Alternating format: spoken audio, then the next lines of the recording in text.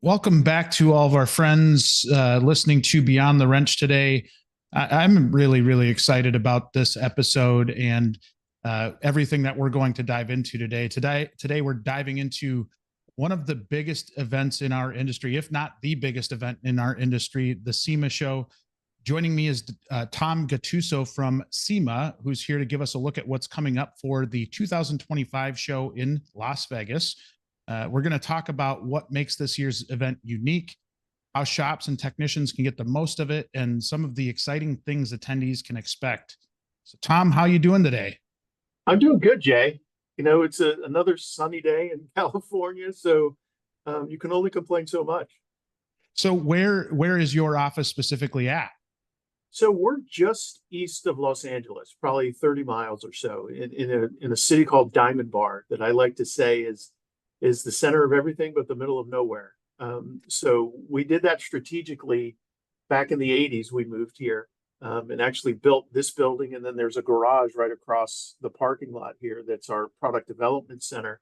But we built those two buildings in the 80s, and it was really this opportunity to grab people or talent from all over Southern California. So we, as a company, have people that are in the Inland Empire, which is east of here. We've got people west and north and south of here. So it turned out to be a good idea by whoever made that decision back then to be able to have a nice melting pot of people here working. Now, do you still battle the infamous LA traffic? So, traffic in LA is really measured by time. It's not really measured by miles, although I'm a automotive person, so I know my miles. But I'm about 45 minutes and I'm against traffic. So I really don't sit still, which is great. And there's days where I make freeway transitions and I'm so in my head on what's going on with planning for the show and really what's going on with the industry that I'll get to work and not realize that I went from one freeway to another. So that's always fun.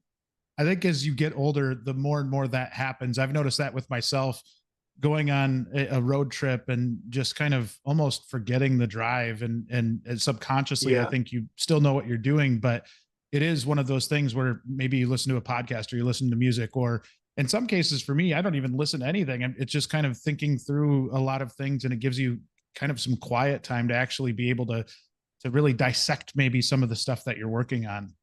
Yeah, there was a study that I don't know enough about to quote, but there's times where you're doing routine things where your mind can go into a different place. So a lot of times people say like, "Oh, I thought of this in the shower," and it became so common that they did this study, and really that's what it is. So like on my daily commute, which we're doing 4 or 5 times a week, it is routine, and you do have this opportunity for your mind to expand and sort of go into a different level, and I love it.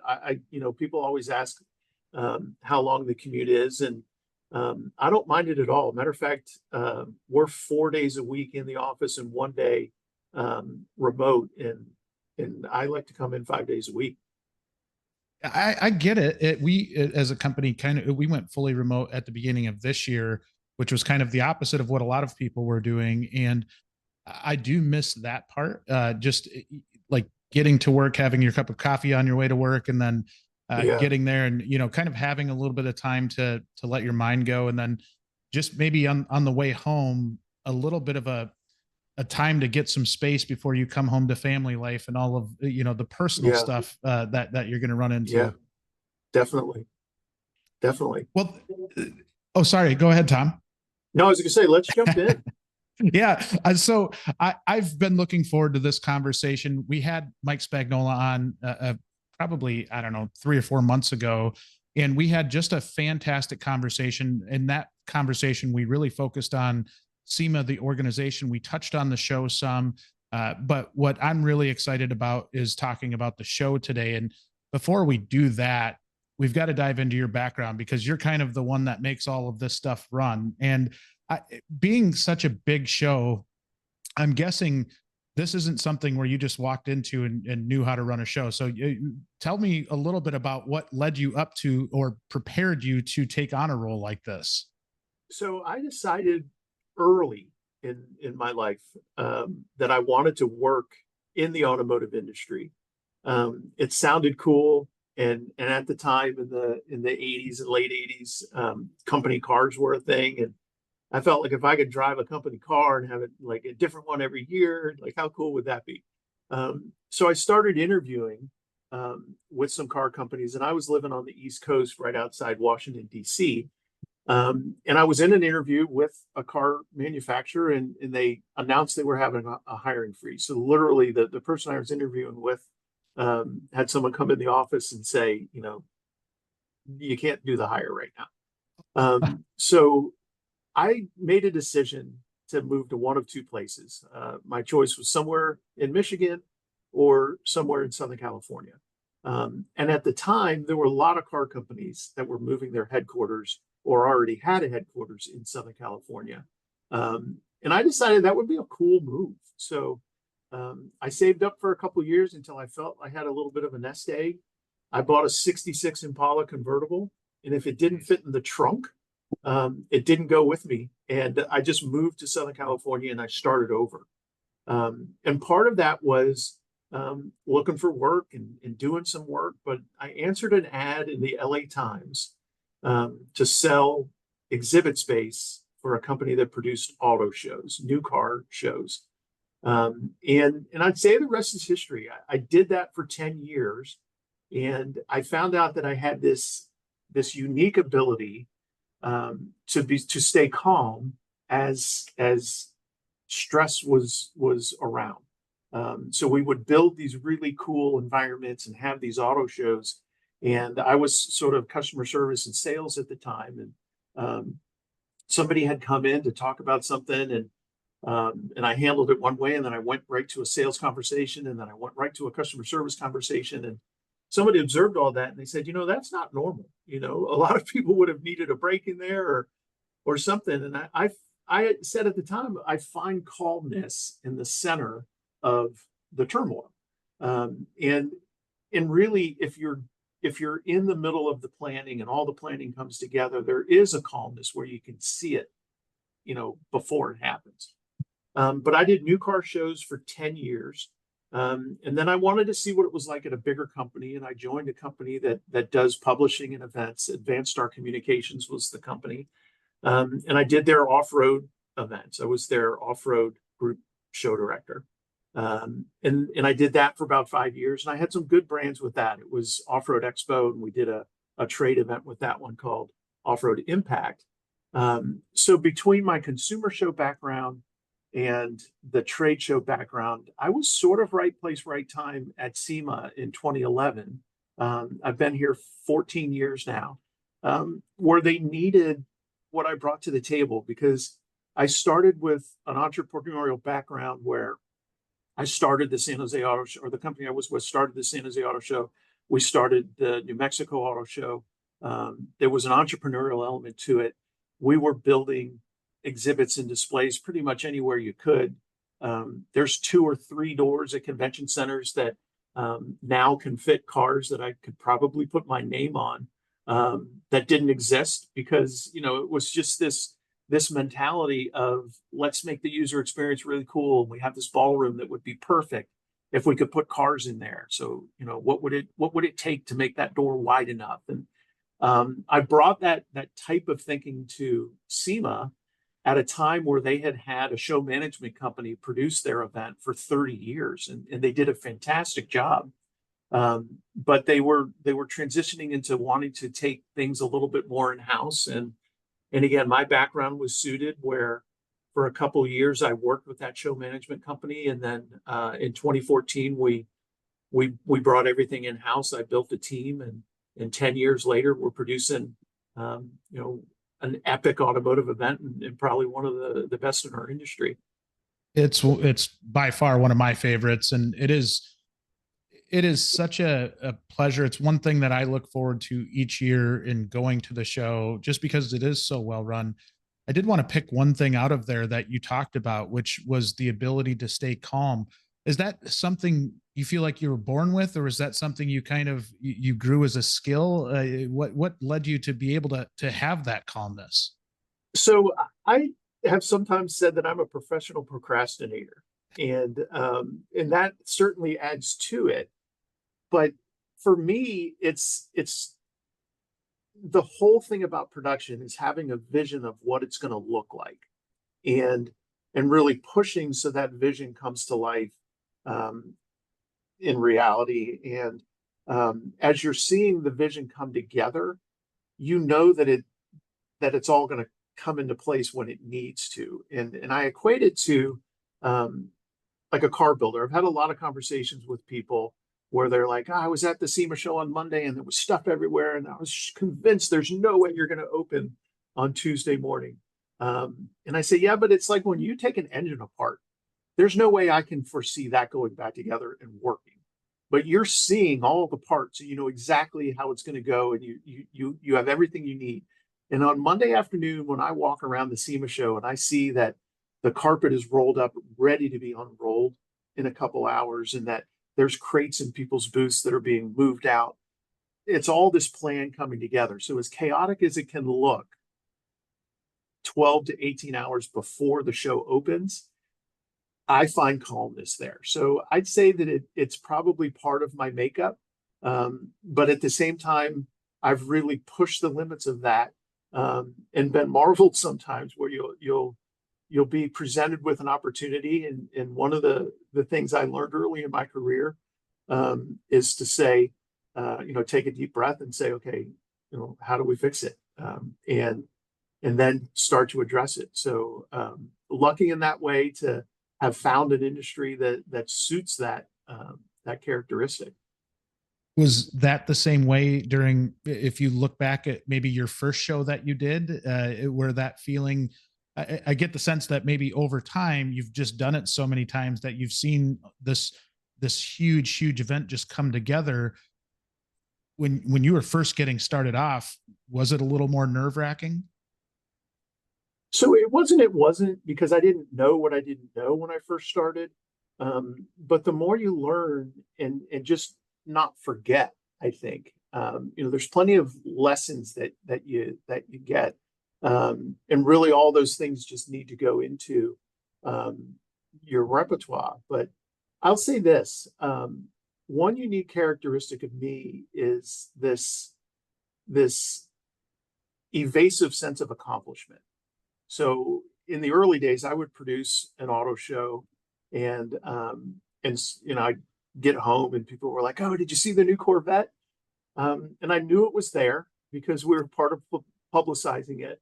And I could tell you where every kink in the carpet was and where our security teams were. Like I knew the logistical elements and what we could improve for next time.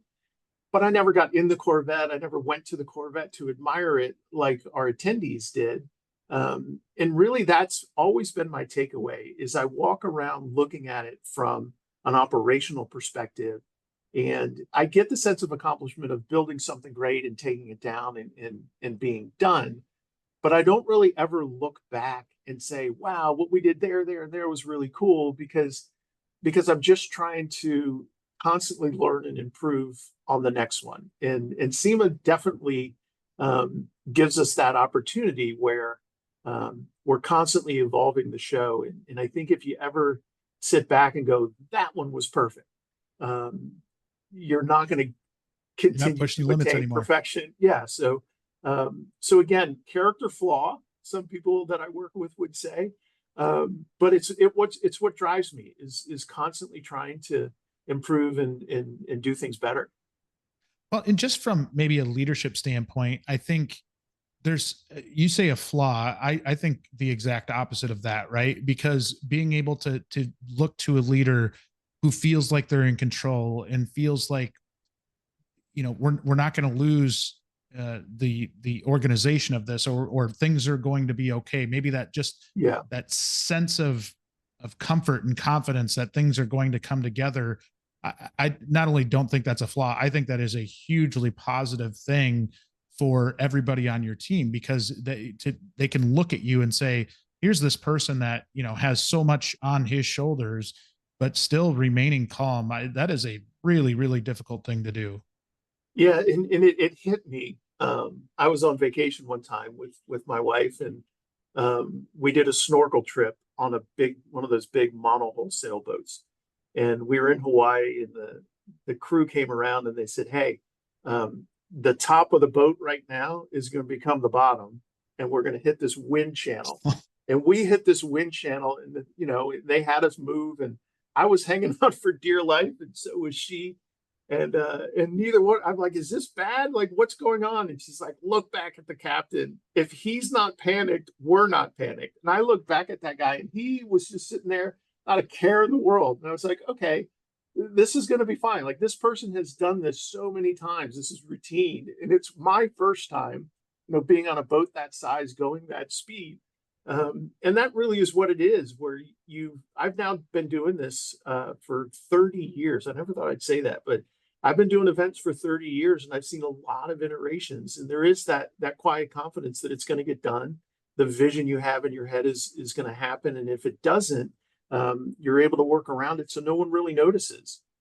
And it just comes off great. What a great analogy too, that having the ship and being able to steer it. You're steering an awfully big ship. Let's talk about your role at SEMA and what you do on a day-to-day basis. Walk me through what is your job title? What is everything that goes into a day in the life of Tom? So I'm the vice president of events. And I used to work with a person who got the luxury of having his own title, and he created a title called Harbor Master. So I'm kind of like a harbor master or air traffic controller with my team. There's 14 of us, and really they're these talented, adrenaline fueled event junkies that just love to produce events. And we're right now, 6-7 weeks out from the show, and I just really make sure that they get the things they need, and that we're pushing towards this unified vision. But my day really can go 3 years out, depending on what we're talking about. And with the construction at the convention center, there were times where we were 5 years out. And it goes really through everything. I'll do a little bit in the sales realm. I'll do a little bit in the marketing realm. I do some of the operations and planning, really just making sure that all the facets of the event are just continuing to move forward, and everybody's got what they need to be able to continue to push it to that final vision and that final outcome.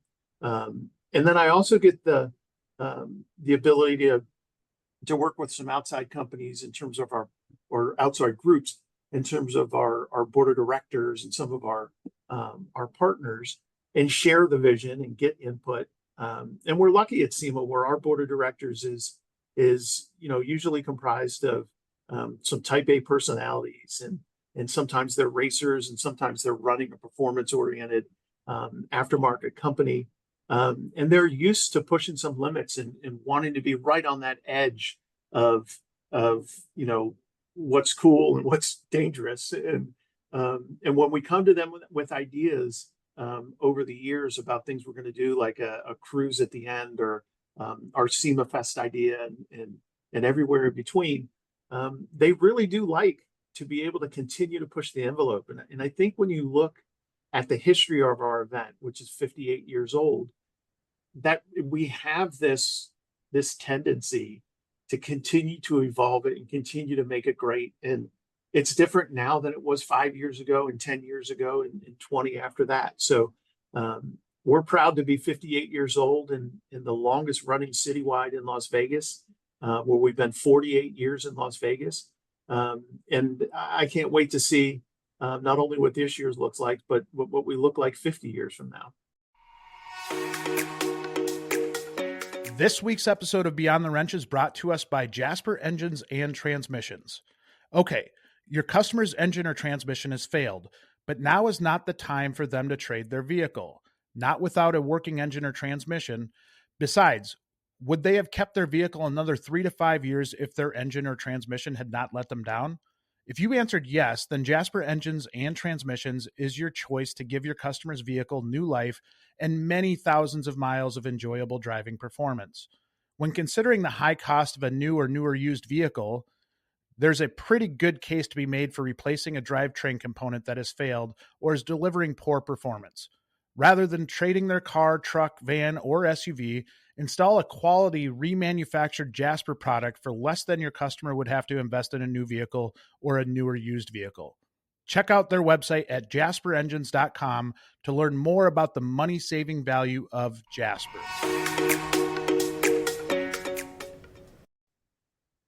I want to dive into the planning stages of this, right? Because this isn't something that you just turn overnight. This isn't something that goes off without any thought. How far in advance are you planning? Say, when did you start planning the 2025 show? So there were aspects that we started, I'd say in 2021, and it just gets more and more focused on 25 as we went. But one thing we were watching closely was they built a brand new hall, as an example, in 2019 and during the pandemic. So we knew we were going to be able to use that hall. And in 21, we had a decision to make that affected 25, where the total footprint coming out of the pandemic would have been enough to go into the exhibit halls that we currently use. But we knew that if we could use the new hall and establish a traffic pattern for people walking through an event takes 3 years to adopt. So we knew in 21 it would be new, and then 22 it would sort of be familiar, but then 23, 24, as the building was sort of coming online, the traffic pattern would be set. But at the same time, we also knew that the buildings we were currently using were going to be renovated in 24 and 25, which is where we are now. So that was a unique situation where we were probably working on the show, 4 to 5 years out, but we made significant decisions where we moved some show sections around, and we really repositioned some of the outdoor stuff. And it's been great because that length of planning was necessary. At the same time, when we get down to the year, when we close the books on 2024, a majority of our focus is on that upcoming show. So, I'm probably 85% the show in the year at which we're working. But there's always this ping of, contracts and RFPs and where we're going to hold our banquet and things like that, that go 2 and 3 years out. And it's just crazy to me, how long of a planning process that is. Is this something where you're working with the folks in Vegas pretty consistently on whether it's selecting the dates? Because I do think, correct me if I'm wrong, but did the dates slide back a week or I'm trying to remember. I think one year I was down there, or maybe multiple years, where we were down there on Halloween, right? And then it kind of slid back a year, or I'm sorry, a week. Does that kind of shift from year to year, or you try to stay consistent on what the dates are going to be? We do stay consistent, and there's a pattern to it, but the way the calendar works, the earliest we ever go is October October the 30th until November 2nd. That's as early as we go. But then when we do that year, the next year goes November 5th to the 8th. And then we go 4 through 7, 3 through 6, 2 through 5. So we have this pattern that happens. And it's funny because you have the show one Halloween and everybody remembers Halloween every time. And we're in this pattern right now where Halloween's happening the Friday before our event. But it's been this consistent pattern for the past couple decades. But it is kind of cool that people remember the Halloween part of it. And there's few places in the world more fun than Las Vegas on Halloween. But it's great that that's a thing for us because people have this ability to look forward and go, okay, yeah, October 1st comes, Halloween's that month, and they start to really focus in on what they're doing in and around it. So we benefit from that. We also benefit from Labor Day, where once we come out of Labor Day, people are like, okay, the show's close. I really need to start to get my planning underway. So we shift gears as a group here within SEMA, where we're doing a lot of internal planning and sales early in the process, the December through March, April timeframe. And then we build a lot of the support stuff like our exhibit manual in that timeframe, and start to sell our registrations as we go into June through August. But then in September, it really does go full steam. And that's, I think, where the adrenaline kick in comes in, where, I was getting emails last night at 11:30 and then again at 5:30 this morning, and you can't keep up with all of them, but everybody's working on a different clock. And I think that's part of the excitement. There's a lot going on, and again, it's all part of this vision that's going to get us to the end.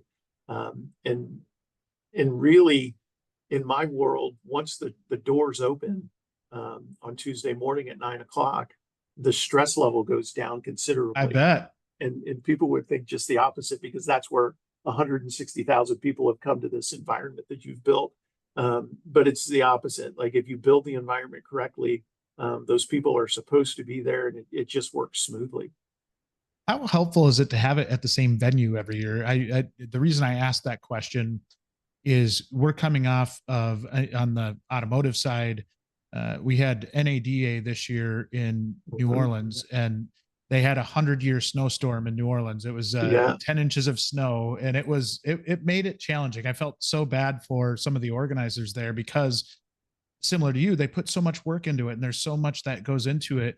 And to have something that hasn't happened in our lifetimes happen on that same week that you're putting on a big show, had to have been a crazy challenge. But being able to go to Vegas is meant for trade shows. I feel like it's just such a great place. So many places to eat, so many places. It's easy to get around. For the most part, I think Formula One might have thrown a little wrench in that there a couple of years ago, but for the most part, it is such a perfect spot for everything that you guys do. Yeah, no, and we're lucky. And I know my counterpart at NADA, Melissa, told me how that went. And we some of our trade shows do share notes, and she's certainly someone that we'll share notes with and have conversations on a periodic basis. But we're lucky in that we get to really develop our partnerships. So our relationship with the Las Vegas Convention and Visitors Authority is really good. And it continues to evolve, but it even permeates to each of the hotels. We have more than 45 hotels in our room block, but we have close relationships with them as well, because we've just been in the city. Again, this will be our 48th year in a row. So we get the luxury of that. And I think if we were moving city to city, we may not be as close to our partners. So there's that part of it.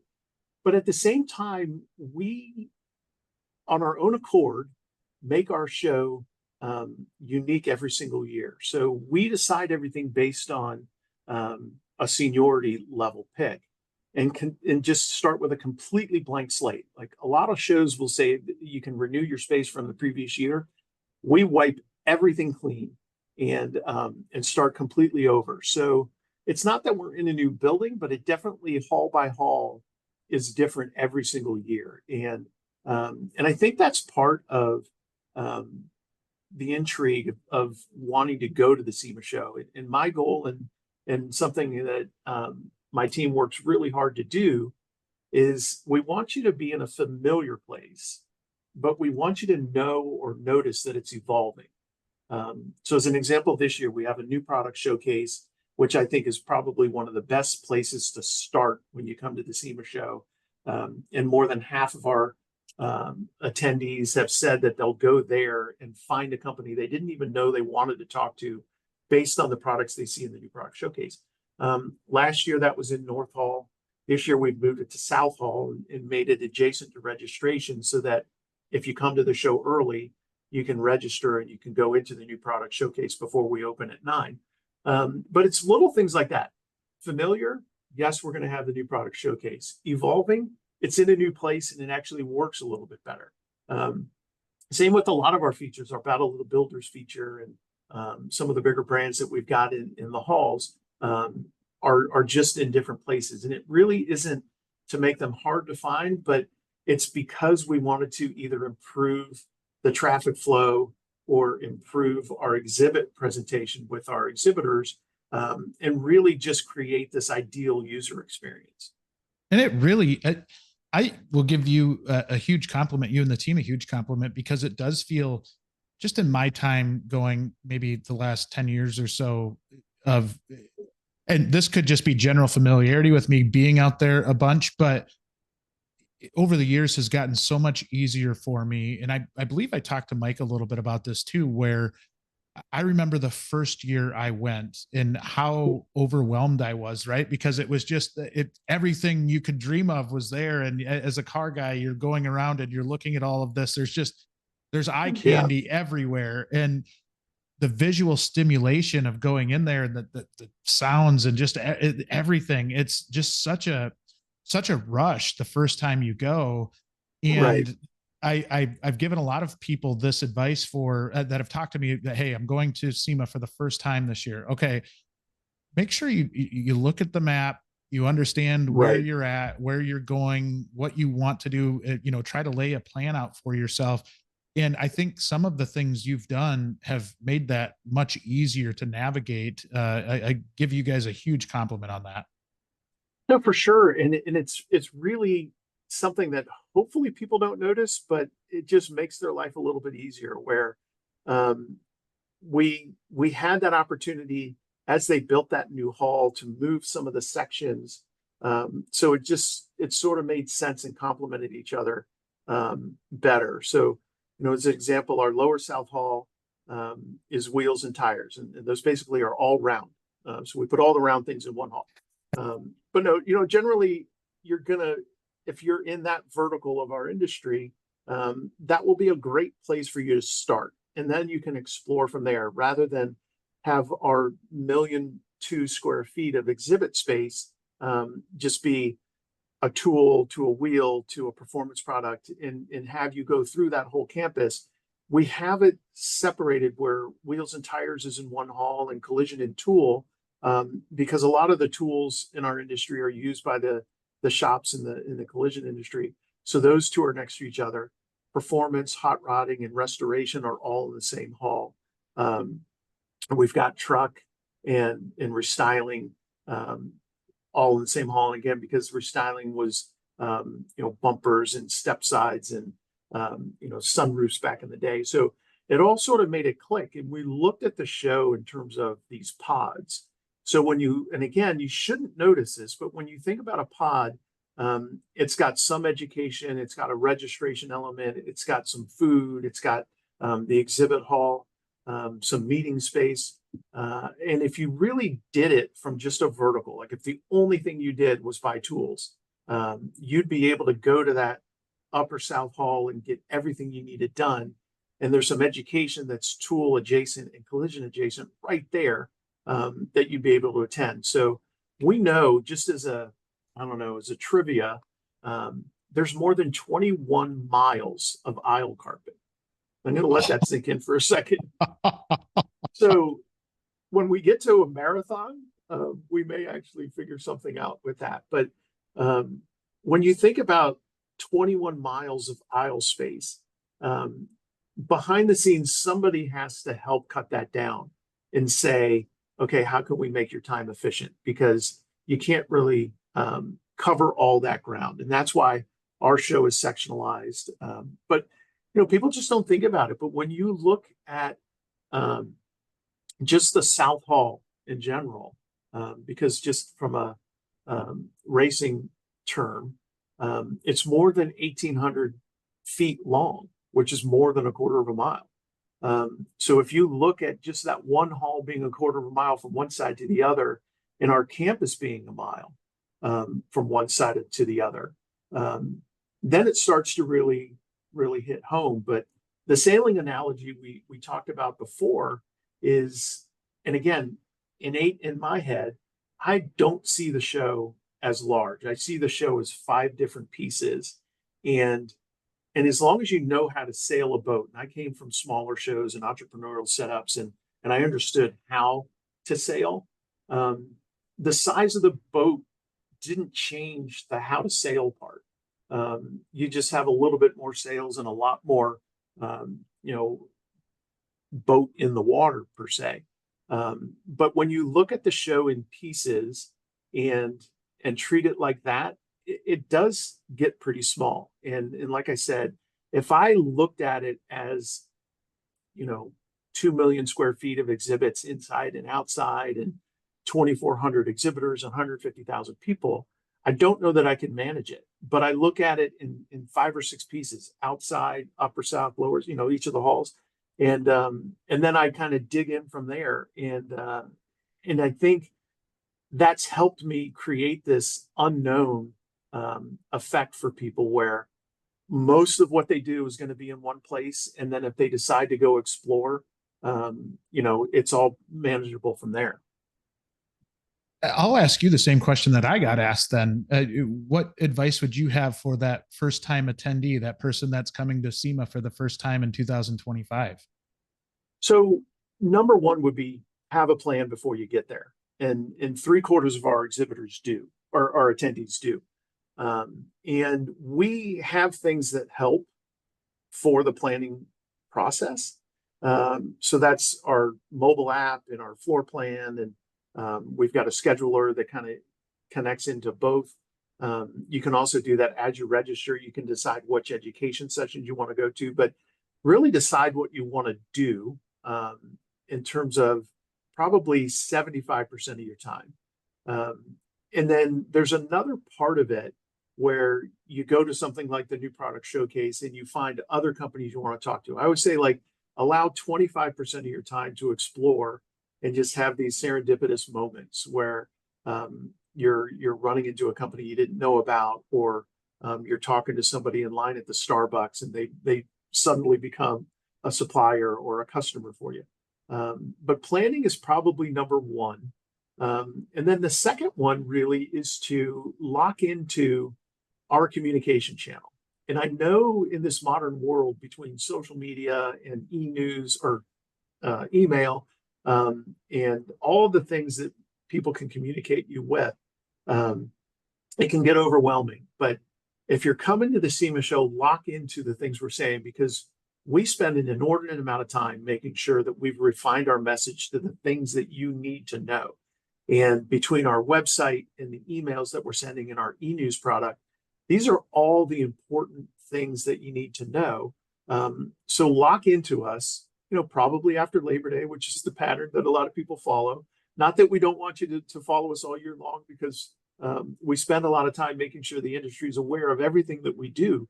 But there's this time period where you want to lock in to see what we're doing, because you can find a lot of insider information there on where to find affordable hotels and restaurants, and you know, what the best way on and off campus is going to be, and what the education sessions are for a marketer versus a collision company.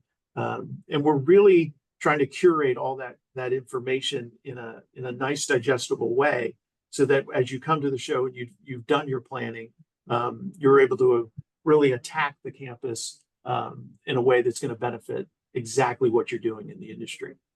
That is great, great advice. The website is full of great information. I will say that is something my wife has not gone to this event with me. Normally, if we go on a vacation or something like that, she's really good at really kind of laying out the plan and what we're going to do. I am definitely more reactionary, and I found myself that way the first year I attended. And from then on out, I've had a pretty good plan going into it. But the resources that SEMA offers for not only the first time attendee, but anybody that's going back to the show, it is so helpful, and it gives you a little bit more comfort when you go in, that you know where you're going. And I don't want to make it sound scary either, because once you get down there, it's really, really intuitive as to where you're going. And I think there's pretty easy paths to wherever you need to get to. So all in all, I think that part is as long as you prepare yourself, you're really going to have a lot of fun and have a great show. And similar to what you said there too, the amount of people you meet. I took a taxi with somebody last year who ended Yeah. up, like just, we had such a great conversation, and he followed along what I was doing. I followed along what he was doing, and we just hit it off. And I think when you put so many like-minded people in the same place, you can't help but bump into people that you're really, really going to get along well with. No, and that's the magic of the event. It really is just an annual industry homecoming, and you can break down what my team does as nothing more than building the environment to allow that homecoming to happen and those conversations to happen. But one of the things I like to do in terms of managing, what could be considered overwhelming, is to look at your personal capability. And I break it down in an exhibitor training that we do, where if you broke down the 31 hours that the SEMA show is open into 5-minute conversations, you can only have 12 5-minute conversations an hour. And that's assuming you go back to back to back to back. So by the end of a 31-hour show week, you can talk to 372 people for 5 minutes at a time.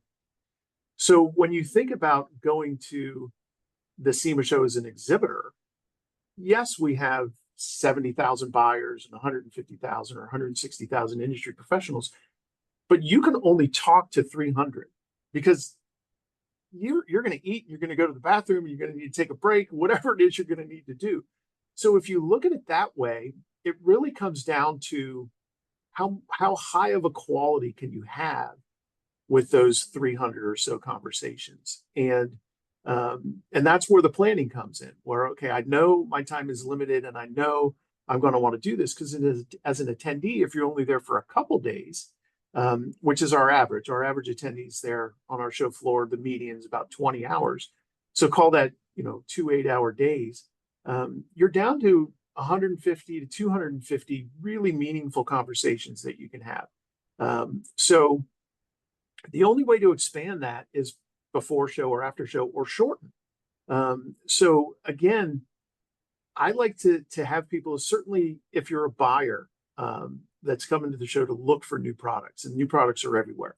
A little bell should go off in your head when you've talked to someone for 15 minutes, because it's taking your time away. And I like to think of time as a commodity at our trade show, where an exhibitor is trying to talk to you as long as they can, because they want to be able to convince you that their product is going to fit a need that you've got with your customer.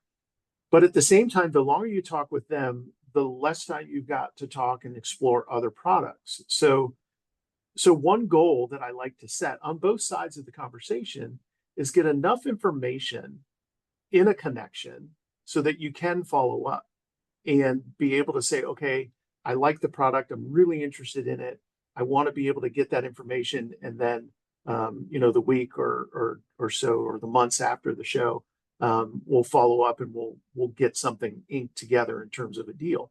I think that's a great strategy, rather than go one by one and have a bunch of half-hour conversations, because then you get through the week and you've only talked to 25 or 30 people and you may have missed some things. So that element, I think, plays into the planning and really just how you manage your time. And then the other thing I'll say, and I don't know, we'll find out in 20 or 30 years, but be careful who you talk to, because there's a lot of conversations I've had where people say, yeah, I met this guy at the SEMA show 30 years ago, and we're still in touch, or we still get together, or we make a point to go have a drink together at whatever happy hour with one of our councils and networks, because you do have these lifelong connections with people that start somewhere, and in a lot of cases they started on the floor or in line for something at the SEMA show. Well, you couldn't be more right there, and I've noticed that with myself as well, just going through the show. And oftentimes there's people that I hadn't talked to from since the show the year prior, right? And you kind of pick the conversation right up where you left it, and it is a really, really fun piece to the show. The people side in general is very, very fun.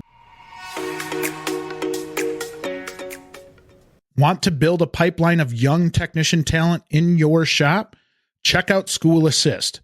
Powered by WrenchWay and ASE, School Assist makes it easy for shops and dealerships who are looking for young technician talent to build relationships with instructors and their students.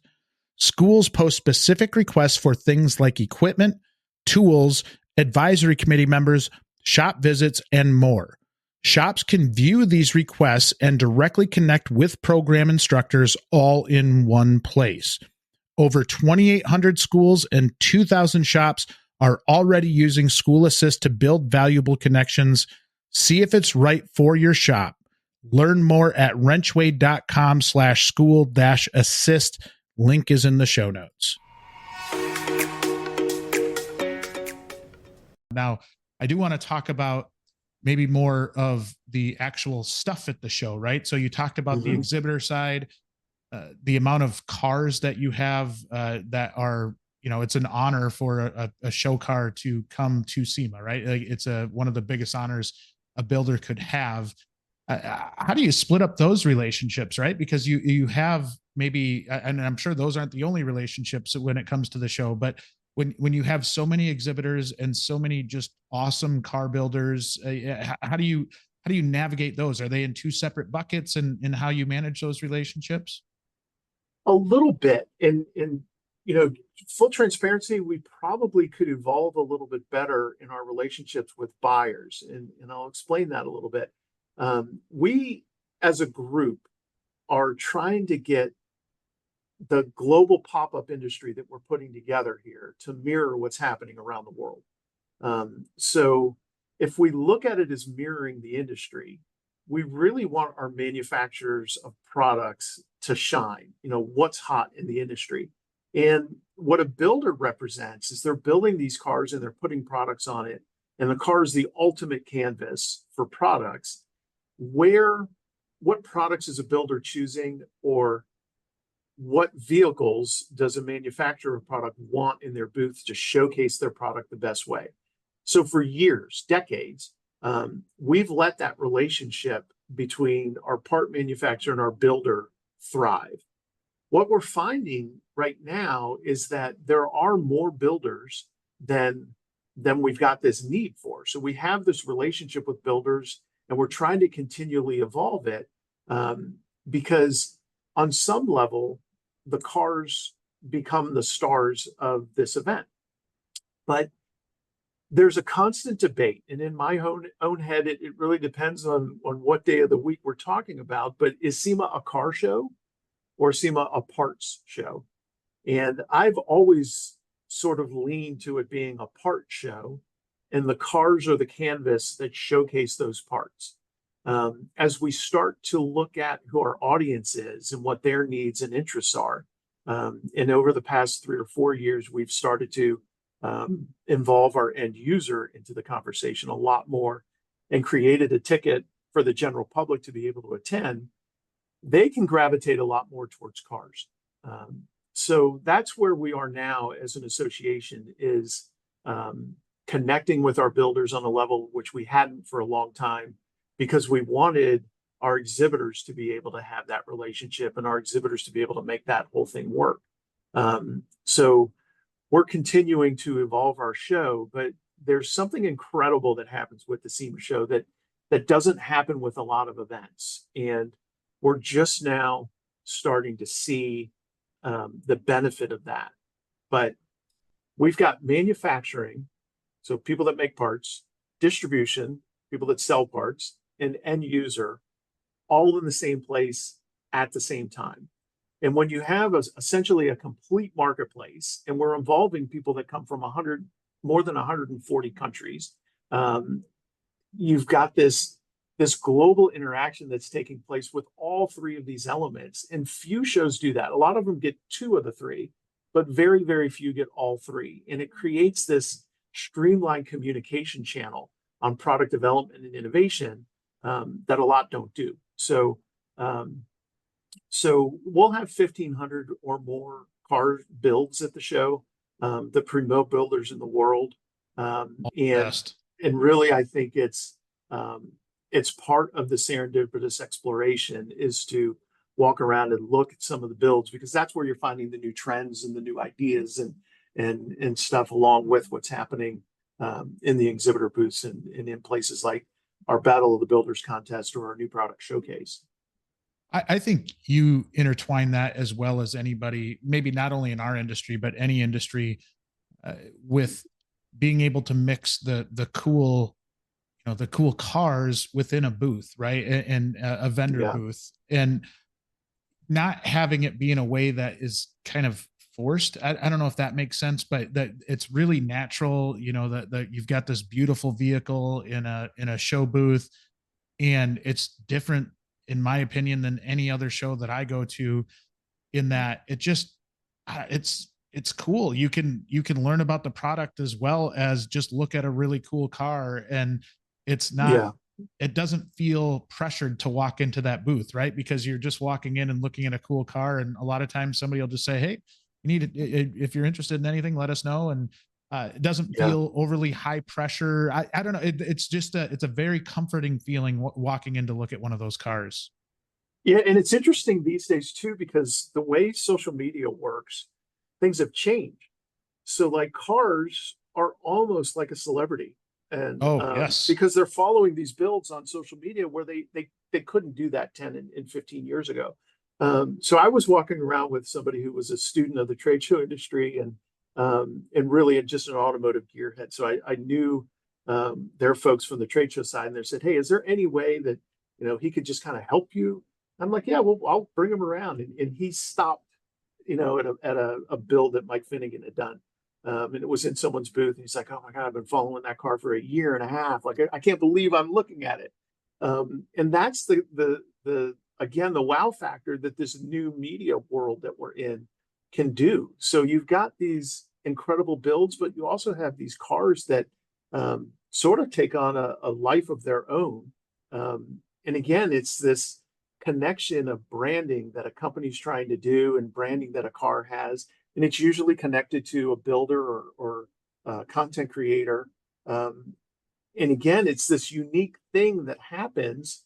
And we're just trying to harness that. If we look at our trade show as let's do it the same way we always do and ignore that, you'd miss out on a huge element of what's going on. So we really embrace what's going on from a media standpoint, what's going on as people are creating content and trying to involve more and more of that into really the heart and soul of what's happening at the event.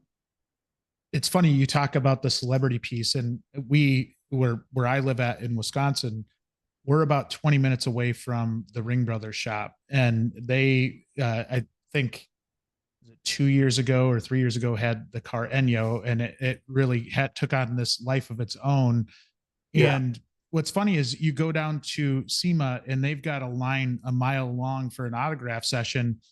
And a lot of my family and friends here in Wisconsin who aren't car people would have no clue who they are, would have no Right. idea that this very, very famous car builder is in our backyard.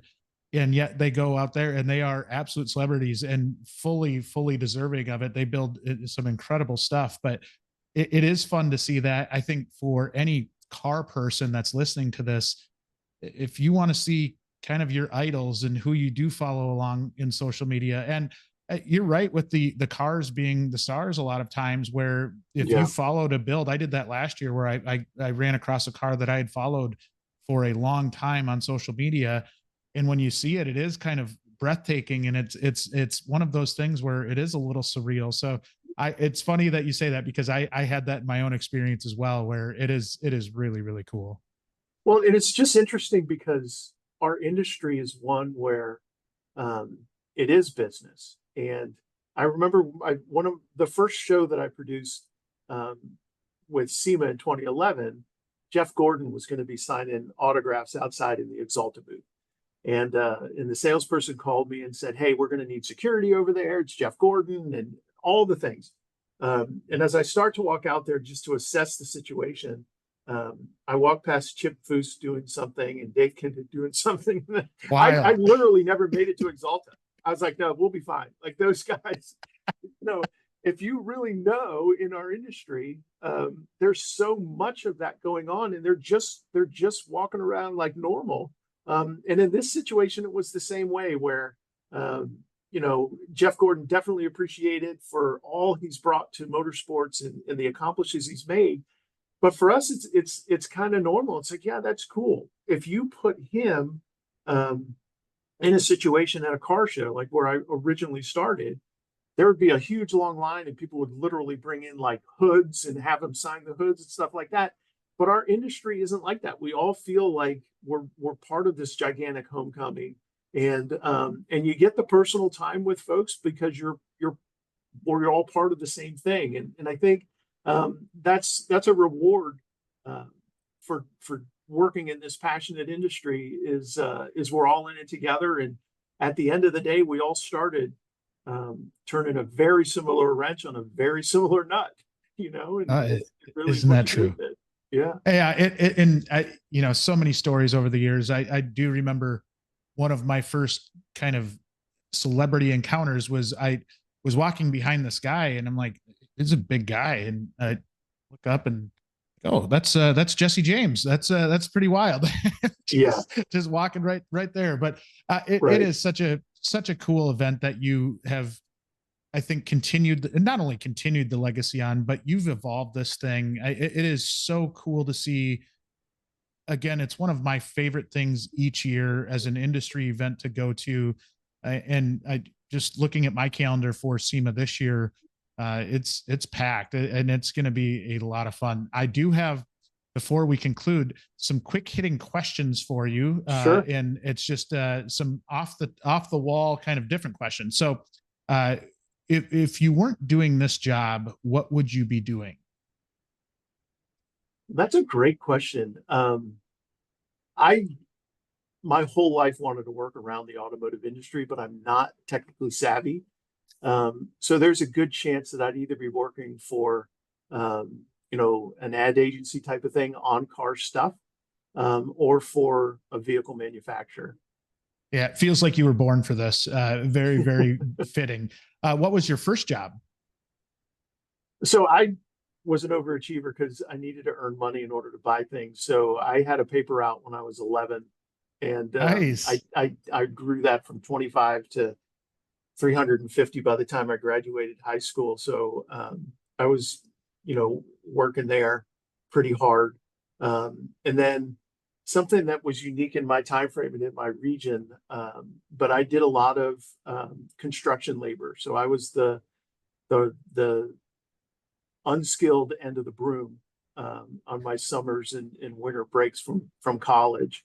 So I kind of came up from working hard, and I still get tired when I see people along the freeway or whatever digging a trench because there's one person with the shovel in their hand and there's three people watching.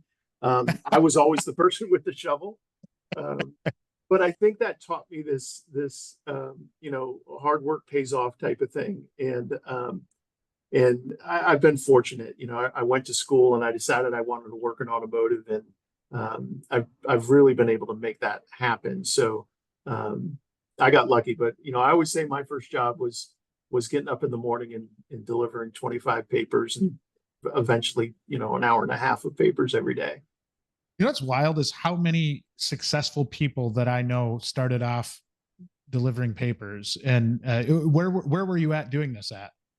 So I was in Northern Virginia, Okay. just outside DC, and now, I describe a newspaper as the internet, printed every day, but now you really don't get that same thing, and it's not something that a younger kid can do. But you needed to learn how to manage money and how to collect, and there was customer service on people wanted to put inside their door and stuff like that.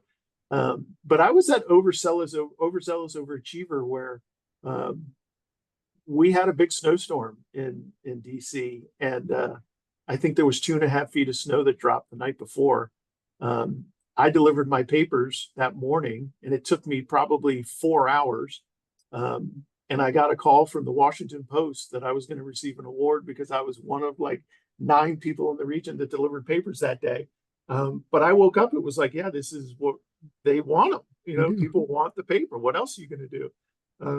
So it's little stuff like that you look back on your life and you go, okay, I guess I'm not doing this by accident. I guess I didn't shy away from hard work, but I still have that award somewhere. And, with a sense of pride, I look at it every once in a while, probably every 10 years, and just go, yeah, I've sort of always had this weird work ethic. Oh, that is such a cool story. Last question is, what time do you wake up in the morning? So I don't set an alarm. Nice. That's for sure.